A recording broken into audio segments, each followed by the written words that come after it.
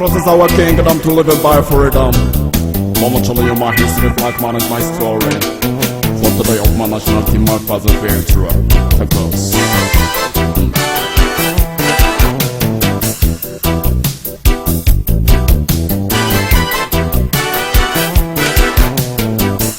Ethiopia, የሁሉ ማደሪያ ፍቅር ያለሽ መጠለያ አንቺ ኢትዮጵያ የሁሉ ማደሪያ ፍቅር ያለሽ መጠለያ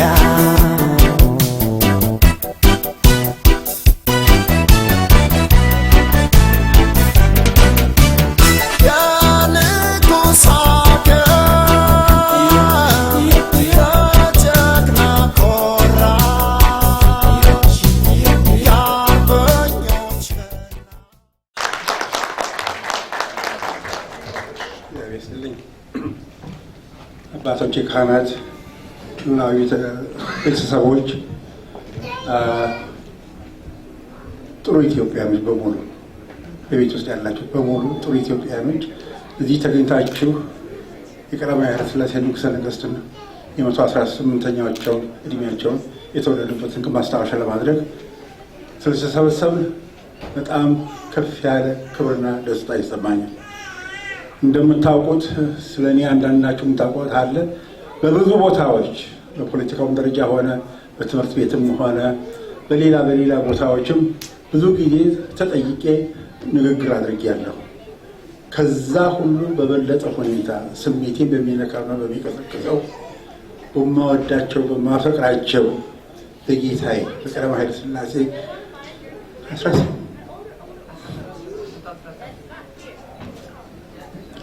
118ኛው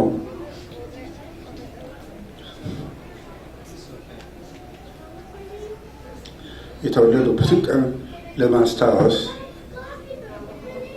እና ይህን ስብሰባ ለማስተናገድ ላበቃኝ አምላክ በእኔም ስም በእናንተም ስም ያደራጁትን ሰዎች ለማመስገን እፈልጋለሁ።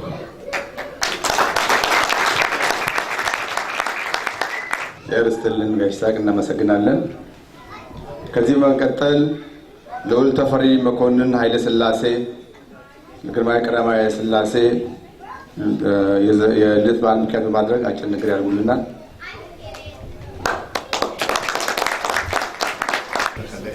በተለይ ቤተክርስቲያኑን ያደረገውን ትልቅ የ118 ዓመታቸውን የልደት በዓል መጥቼ በማክበሬ ደስ ይለኛል። እናንተም ተሳትፋችሁ ስለመጣችሁልን በጣም ነው የማመሰግነው። ከዚህም ደግሞ እሳቸው ለኢትዮጵያ ያደረጉት ማንም የማይረሳው ስለሆነ በመገኘቴ ደስ ብሎኛል።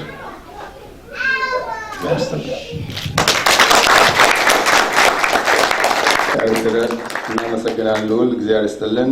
ከዚህ መቀጠል ልዑል ኤርሚያስ ኃይለ ሥላሴ የሚቀጥለውን ንግግር ያደርጉልናል። ልዑል ኃይለ ሥላሴ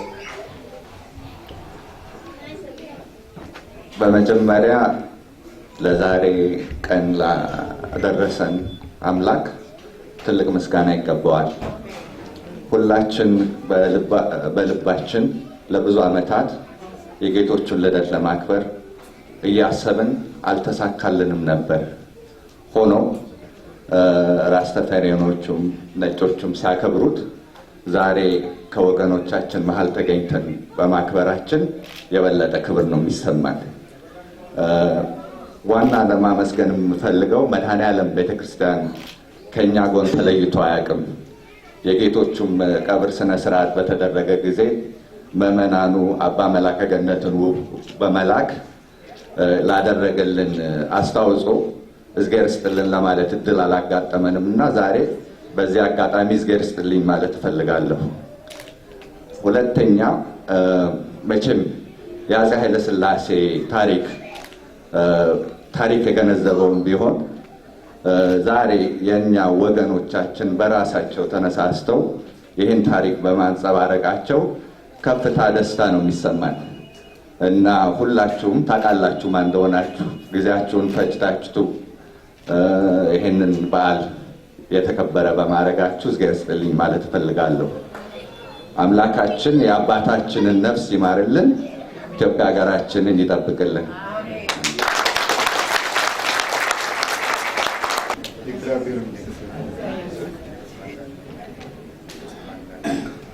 Well, this is unexpected, but we are always prepared to stand before the world and to give thanks to Ethiopian for giving us His Imperial Majesty Emperor Haile Selassie I.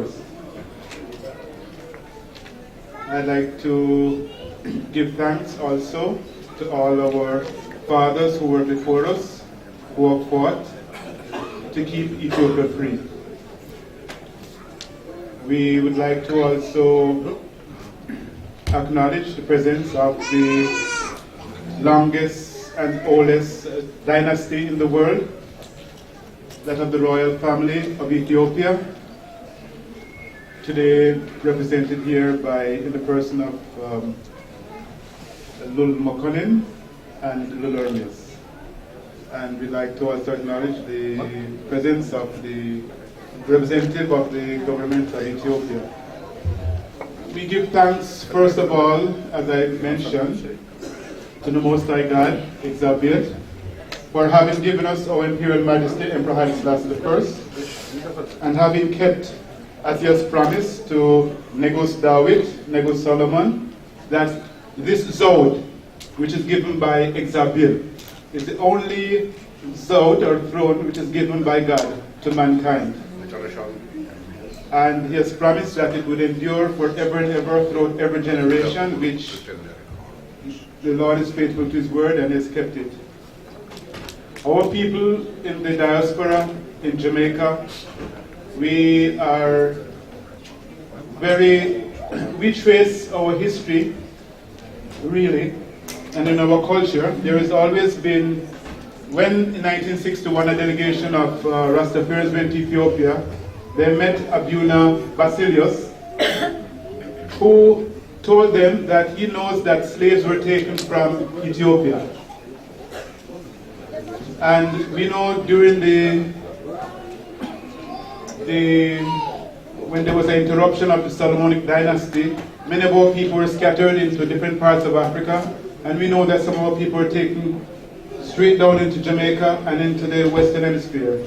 If you go to Jamaica, you will see your own people there. His Majesty, when he came to Jamaica, he told us that Ethiopians and the Jamaicans are brothers by blood. So it has always been, even before, we know there is this myth that it is when Haile Selassie came to Jamaica and rain stopped falling that the people began to praise him. But long before 1930, before the Rastafarian movement, all the black people in the diaspora, from Marcus Garvey time, they identified themselves with Ethiopia. In fact, they call themselves Ethiopians, before they were even called Negroes. That is why, and throughout Africa, all the blacks look to Ethiopia as the oldest independent country in the world. And they knew that the oldest royal family on earth was that of Haile Selassie, which is the 225th king from Solomon. We do not see the history of Solomon and Saba as a legend. It is real history. It is recorded in our history in Giz. But anything which is not written by a European, they call it a legend. But we believe that's our history. We are thankful for His Imperial Majesty for sending so many Ethiopians abroad to study. At that time, remember, you will remember more than I do, that education was free in Ethiopia. His Majesty sent students to the Soviet Union, to America, to Canada, all over the world to be educated. And they all came back to Ethiopia, none stayed. This is a new phenomenon where Ethiopians have left home and have no plan to return. That has never been before. Every time Ethiopians came abroad to study, they always returned.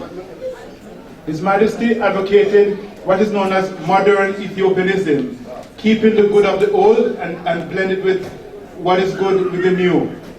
Keep the good of your past and to modernize, similar to like Japan, they've kept, and other countries, their monarchy, they've kept their crown as a symbol of unity, and we in the diaspora, all our energies from we were children, our parents weren't the ones who teach us about Haile Selassie or Ethiopia. It was by seeking that we have found, by researching we have found, and we have kept all this history of Ethiopia as the oldest, the cradle of mankind, the cradle of civilization. እኔ በግሌ ለመጀመሪያ ጊዜ የቀዳማዊ ኃይለ ሥላሴ የልደት በዓል፣ የድል በዓል፣ የዘውድ በዓል ለረጅም ጊዜ በራስ ተፈሪያኖች በዓለም ዙሪያ ሲከበር አብሬ ሳከብር የቆየ ሰው ነኝ።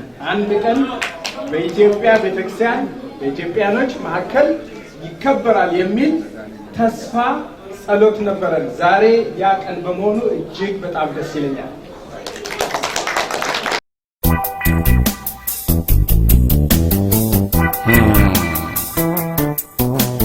This is our kingdom to live and by freedom. Mama telling you my history, black man is my story. For the day of my national team, my father very true. Take those.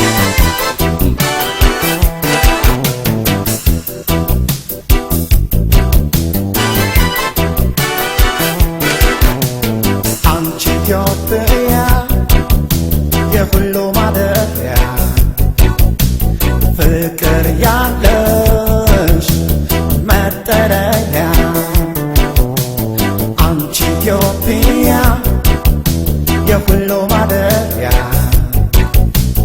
ፍቅር ያለሽ መጠለያ